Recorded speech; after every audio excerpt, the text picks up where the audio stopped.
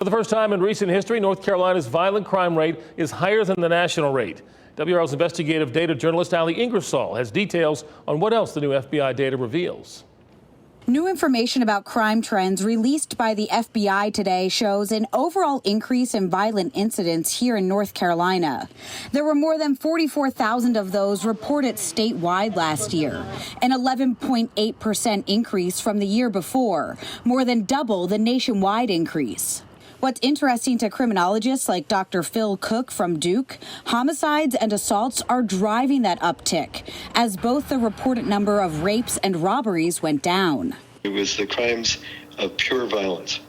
About 419 violent incidents were reported per every 100,000 residents here, higher than the U.S. is for the first time in the last decade. While the rate has increased, it's significantly lower than what it sat at in the early 1990s, where more than 680 incidents were reported per population. In North Carolina, homicides only make up about 2% of all violent crimes, but they went up 30% since 2019, the second highest year-over-year increase in the last 40 years. I think no one has a clear answer to just what happened. All we know is that it was unprecedented. It was devastating. Cook says it's easier to figure out why property crimes like burglary, larceny, and motor vehicle theft dropped by 6%. The reason? The lack of opportunity.